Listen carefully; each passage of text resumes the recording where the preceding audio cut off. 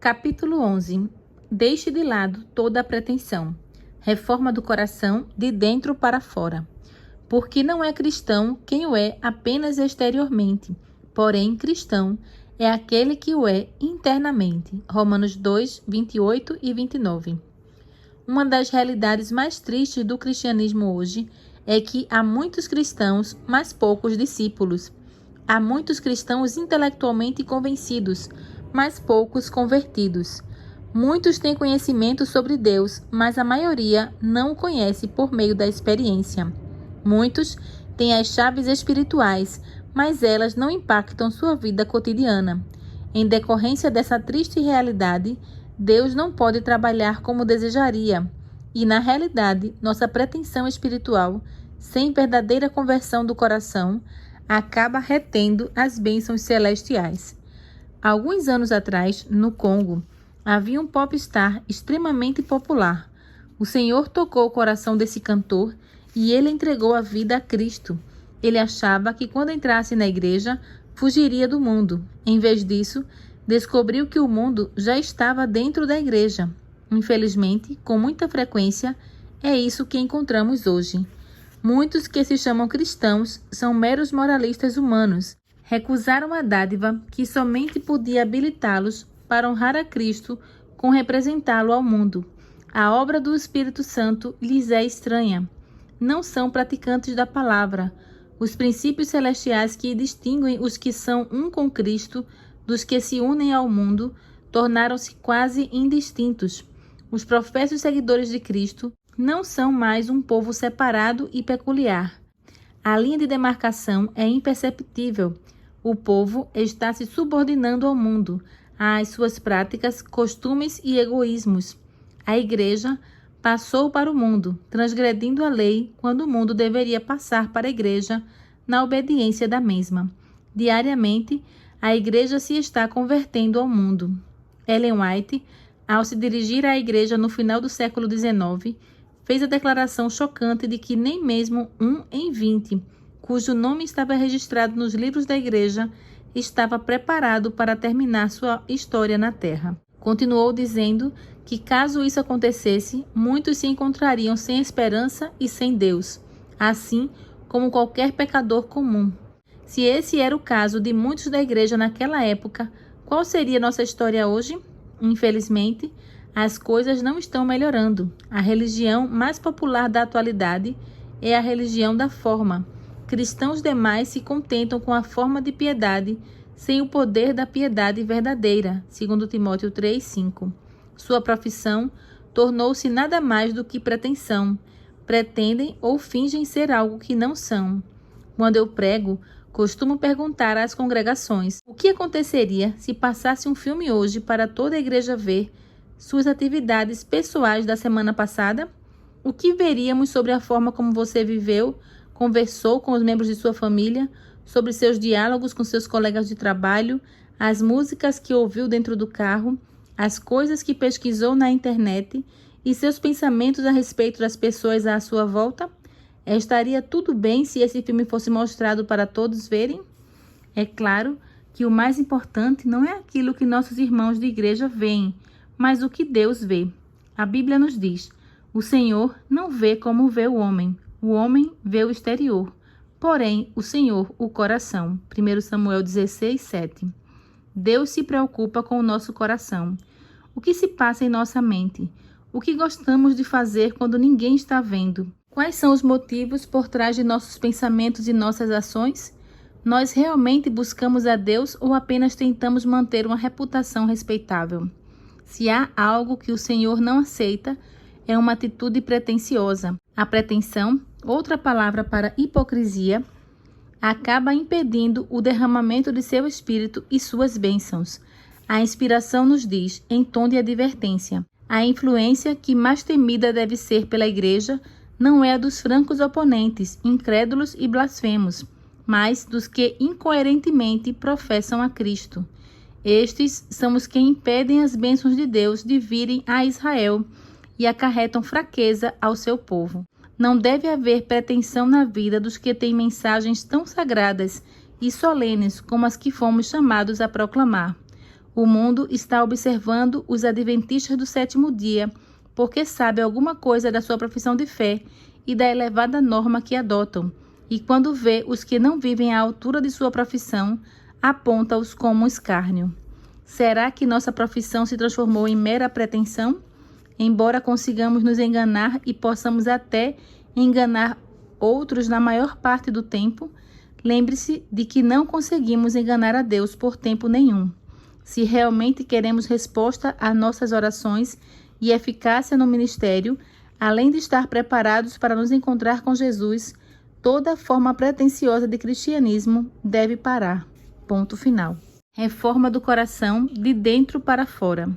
Na Zâmbia existe um rio singular chamado Luapula. O nome Luapula significa cortar através.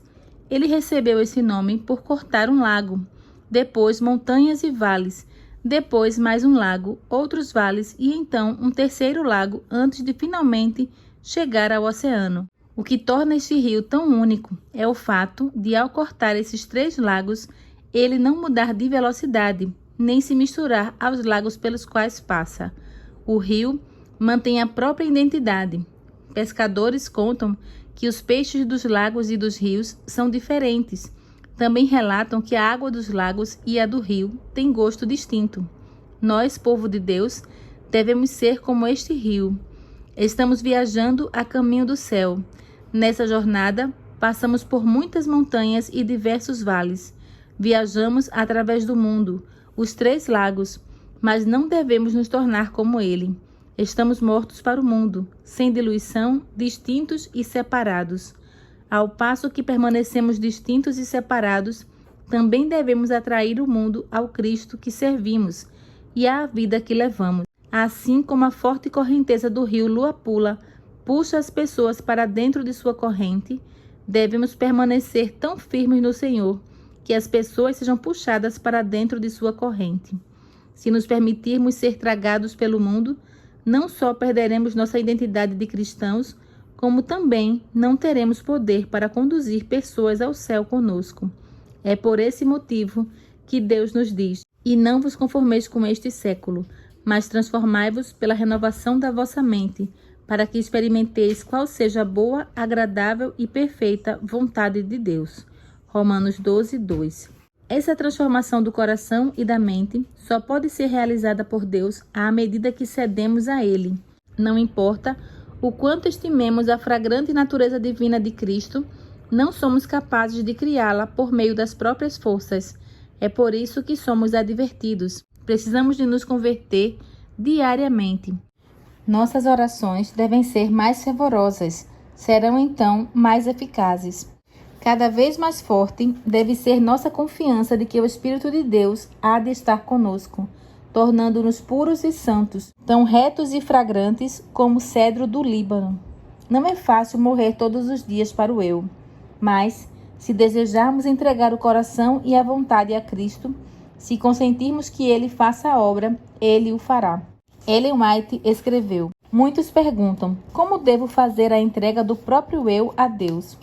Você deseja se entregar a Ele, mas não tem força moral, é escravo da dúvida e controlado pelos hábitos de sua vida de pecado. Suas promessas e resoluções são como palavras escritas na areia. Não consegue controlar os pensamentos, os impulsos e afeições. O conhecimento das suas promessas não cumpridas e dos votos violados enfraquece sua confiança na própria sinceridade, fazendo que você pense que Deus não pode aceitá-lo.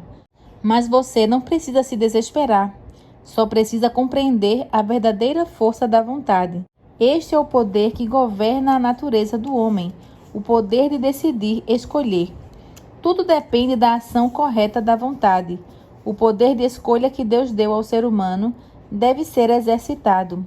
Você não pode mudar o próprio coração, nem por si mesmo entregar suas afeições para Deus, mas pode escolher servir a Deus. Você pode dar-lhe sua vontade. Ele então operará em você o querer e o fazer, segundo sua graça. Desse modo, toda a sua natureza estará sob o controle do Espírito de Cristo. Suas afeições ficarão centralizadas nele e seus pensamentos estarão em harmonia com ele. Esse é o poder extraordinário de Deus. Quando permitimos, Ele nos muda de dentro para fora. Esse é o segredo. Não temos mais 2000 anos como igreja para brincar com a grande comissão que recebemos. É provável que não tenhamos nem mais 100 anos diante dos sinais dos tempos em que vivemos. O tempo está esgotando. Jesus breve voltará e a mensagem do Evangelho precisa rodar o mundo inteiro. Contudo, para que Cristo possa nos usar e responder às nossas orações, devemos deixar de lado toda a pretensão. É necessária uma consagração pessoal. Quando somos dele, seu Espírito Santo pode ser derramado. O Senhor não trancou o reservatório do céu depois de derramar seu Espírito sobre os primeiros discípulos. Nós também podemos receber a plenitude de sua bênção. O céu está cheio de tesouros de sua graça, e aqueles que se aproximam de Deus em fé podem reivindicar tudo o que foi prometido. Se não temos seu poder, é por causa de nossa letargia espiritual, indiferença e indolência. Saiamos dessa formalidade e morbidez. Há uma grande obra a ser realizada neste tempo, e não realizamos nem metade daquilo que o Senhor está disposto a fazer por seu povo. O Evangelho ainda tem o mesmo poder que nos tempos apostólicos. As promessas de Deus não mudaram. É seu povo que deve mudar. Ele está em busca de discípulos, seguidores consagrados e comprometidos. Ele nos deu tudo de que necessitamos para viver de forma piedosa, segundo Pedro 1:3, mas nos pede que trilhemos um caminho mais elevado. Dessa vez, é Ele quem nos pede mais.